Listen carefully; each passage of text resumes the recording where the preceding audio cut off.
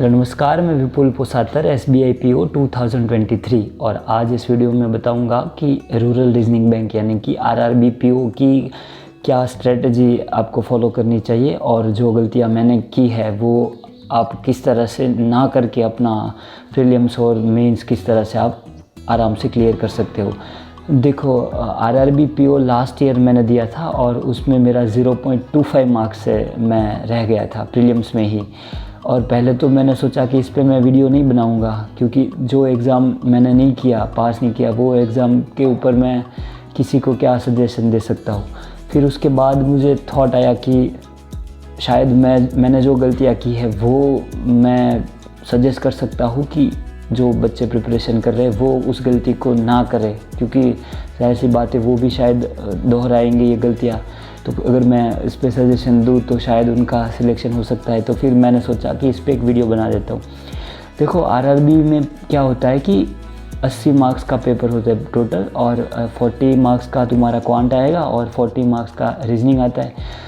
तो मैंने यही गलती की थी कि क्वांट और रीजनिंग में मैं सेक्शनल टाइमिंग तो होती नहीं, तो वो बैलेंस नहीं, वो टाइम अलॉटमेंट मेंटेन करना बहुत ज़रूरी है। मतलब आपको एक अपना सब्जेक्ट को एक स्ट्रॉन्ग जो चूज़ करना है कि कौन सा सब्जेक्ट है जहाँ मैं अच्छा स्कोर करूँगा या करूँगी और किस सेक्शन को या किस सब्जेक्ट को थोड़े कम टाइम देना है एज़ कम्पेयर टू दूसरा सब्जेक्ट। तो मैंने वो उन दोनों के बीच में मैं बैलेंस नहीं कर पाया था। जैसे कि मैं रीजनिंग सॉल्व कर रहा था तो गलती ये हो गई थी कि मैं रीजनिंग करते करते फिर एक पज़ल आई थी और उस पज़ल को सॉल्व करने में मैंने एक गलती कर दी कुछ लिखने में, उसकी कंडीशन, और फिर वो पूरी गलत हो गई।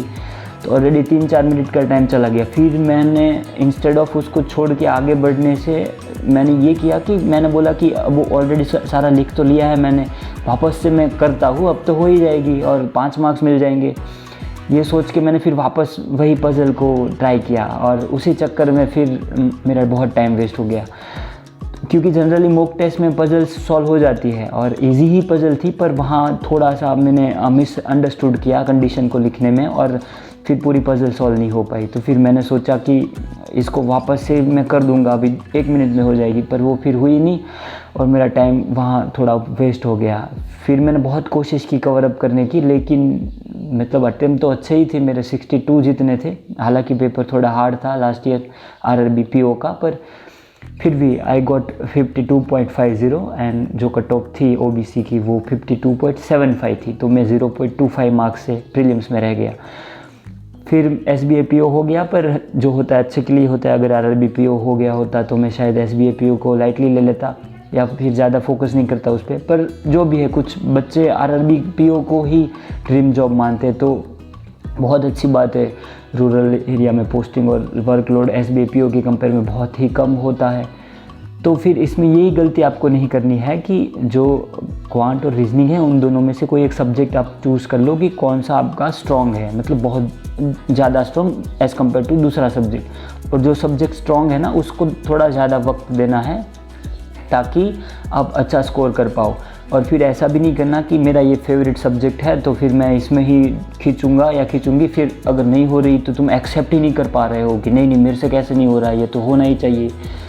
ये नहीं करना। अगर तुम्हारा रीजनिंग फेवरेट है और फिर तुम रीजनिंग को कुछ पज़ल तुम्हारे से नहीं सॉल्व हो रही है तो फिर क्वांट को में शिफ्ट कर लो, वहाँ चले जाओ वहाँ। क्योंकि यहाँ RRB में जनरली क्या होता है, मैंने नोटिस किया है कि कोई एक सब्जेक्ट को बहुत ज़्यादा ईजी बना देते हैं और कोई एक सब्जेक्ट को थोड़ा मॉडरेट लगते ही, ये बैलेंस रखते ही है ये लोग। तो अगर एग्ज़ाम दे रहे हो और सपोज़ तुम्हारा रीजनिंग तुम कर रहे हो, तुम्हें हार्ड लग रही है, तो अगर तुम्हारा फेवरेट सब्जेक्ट है तो भी तुम क्वांट में चले जाना, और क्योंकि वो बहुत इजी होगा। मेरा यही हुआ था, रीजनिंग थोड़ा हार्ड था तो फिर मैं क्वांट के ऊपर थोड़ा कम टाइम दिया। फिर मैंने वहाँ गया तो मुझे देखने को मिला कि बहुत ही इजी DI और बहुत इजी अरिथमेटिक थे जो मैं कर सकता था इंस्टेड ऑफ वो पजल सॉल्व करने जाता।